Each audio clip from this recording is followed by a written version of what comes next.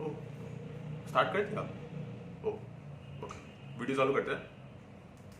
3, 2, 1.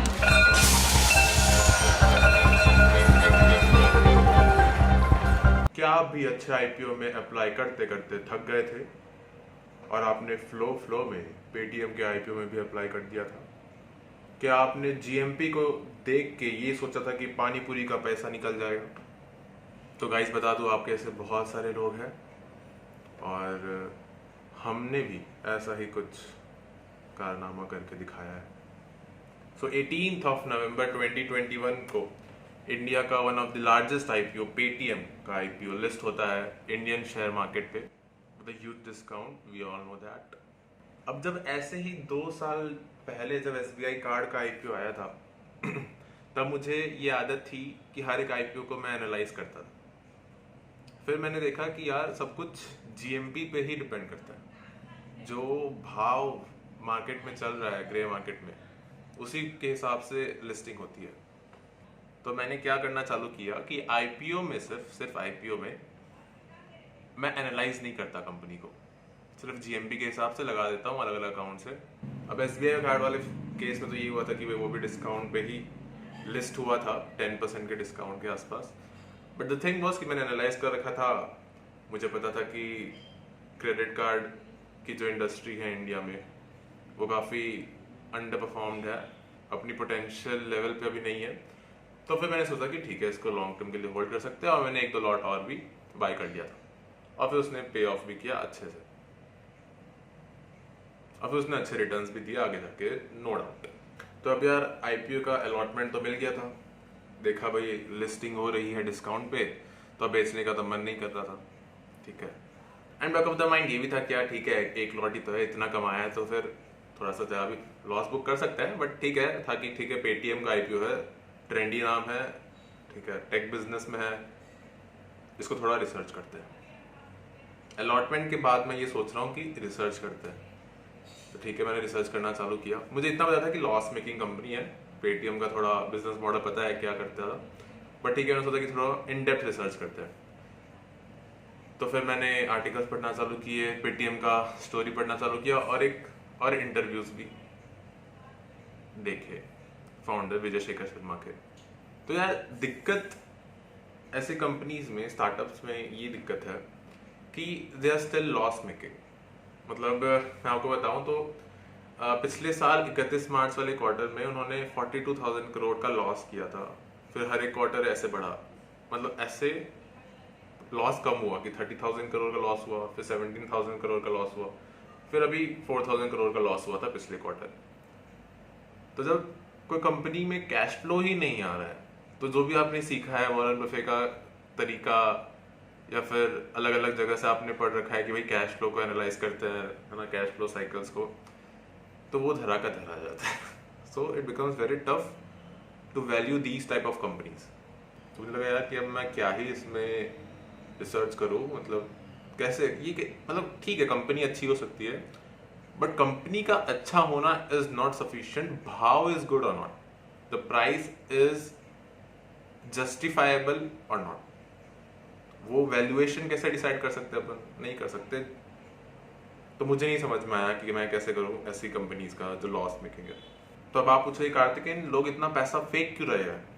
मैं आपको बताऊं, अगर इशू साइज गाइस 18,300 करोड़ का था, जिसमें से ऑफर फॉर सेल 10,000 करोड़ का था। इसका मतलब 10,000 करोड़ जो रकम है, इतने पैसे जो फाउंडर्स थे वो लेके आपसे चले गए, सारे इन्वेस्टर्स से जिन्होंने भी अप्लाई किया था, और सिर्फ जो बचा 8,300 करोड़, बस वही कंपनी के ग्रोथ में लगेगा, आगे जाके इन्वेस्ट होगा। इतना जब ज्यादा ऑफर फॉर सेल होता है तो डाउट ऑटोमेटिकली क्रिएट होता है, और शायद this is one of the reason कि क्यों इंडियन मार्केट ने उसको डिस्काउंट पे लिस्ट किया। तो जो फाउंडर है विजेश जी, उनका एक इंटरव्यू था सीएनबीसी टीवी 18 पे, ठीक है, जहाँ पे वो लोग डिस्कस कर रहे थे कि आफ्टर आईपीओ इफेक्ट क्या कंपनी सोच रही है, आगे क्या करना चाहती है। बट वो इंटरव्यू देखिए मुझे लगा कि फाउंडर्स लोग खुद ही कन्विंस नहीं है कि जो वो प्राइस लेके आए थे मार्केट में, उन्होंने बस बोलते ना उस बस को यूज कर लिया कि हाँ पेटीएम है पेटीएम है पेटीएम है, and the market were good, it is almost at life time high. Interview देख के यही लगा कि यार इंटरव्यूज में पेटीएम के फाउंडर को नहीं आना चाहिए, जो ऑफिशियल्स है दूसरे या फिर जो स्पोक्स पर्सन है उनको ही आना चाहिए। ये आप खुद देखिए क्लिप्स, कुछ क्लिप्स मैं यहाँ पर डाल देता हूँ। Hello and welcome to this special IPO Corner. I'm Prashant Nair. The largest IPO in India, Paytm, has made it to the markets, and it indeed is a momentous day. Thank you so much, Prashant. Thank you so much to everybody at CNBC TV 18 family. It's price discovery, right? I mean, when you make it to the public markets, it's price discovery. So the price is essentially what the focus is on. And it has been, the listing itself has been a subdued affair. It's listed, below par. Below what you sold the issue at. Do you think the team perhaps got the pricing of the offer a bit wrong? We have to talk about the pricing itself, the pricing of the issue. Yes, go on. Vijay, Macquarie has a note out today where they make a basic fundamental point. They say, and I quote, unless Paytm lends, it can't make significant money merely by being a distributor. Respond to that. Somebody who's not met us and have an opinion on us is not my opinion to keep an opinion on that. You can definitely read articles But you can respond of to people the. and But you can read news about us and build a model. Vijay, I don't comment on Vijay, opinions, my friend. I comment on facts. I comment on facts. Prashant, my role is to comment on facts, and my role and responsibility is to build a tangible business. Opinions are of people, and they are well thought out and well planned of their opinion, so they are very well articulated. So I have no opinion of an opinion. Okay, so let's talk about Madhu, facts you had then. something? Vijay. In FY21, Vijay, Paytm had total operating revenues of $374 million. All right. Revenues were flat. They degrew the previous 2 years at a time when the digital economy was booming. What should we expect operating because revenues the to line be? item Some of revenue, on the optimistic side. No, just allow me to complete. Some who are sort of on the optimistic. I mean, just respond to that. So far, you've been sort of interfacing with private market investors. You may say that they are much more sophisticated and they are able to understand. Go on. Yeah. Why public market investors are far more sophisticated? What kind of statement is that private market investors? No, I'm asking you. It's a question. Public market investors are. So are you judging people who invested in us as dumb? Investors. I mean, looking at what the price is right now, looking at the listing today. Why would you say that? Which is essentially the ultimate verdict. Go on.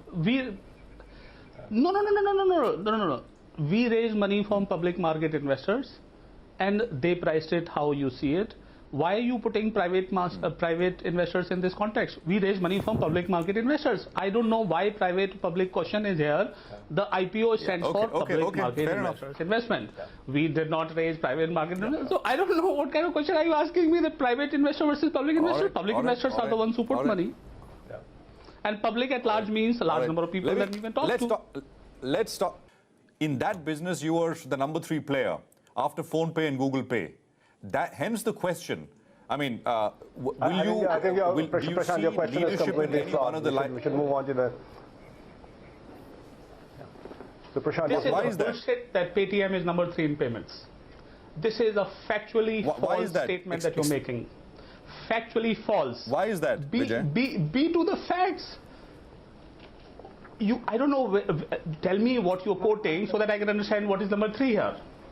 I mean, we did this last time as well, and I. We are number 1 payment company in this country.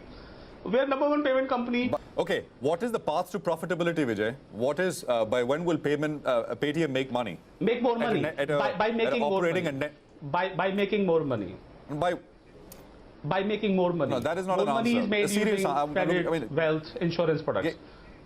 Yeah, I'm seriously answering. तो अब यार final decision की बात करें कि भाई क्या कर रहे हैं जो पड़े हुए शेयर्स उसके, तो देखो मैं तो भाई होल्ड कर रहा हूँ, मैं लॉस तो बुक नहीं कर रहा अभी बिल्कुल भी।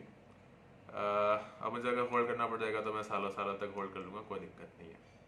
मैंने SBI कार्ड भी 1.5 साल तक होल्ड किया था, RBNL भी 2 साल के लिए होल्ड किया था, तो कोई बात नहीं है, सब चल रहा है।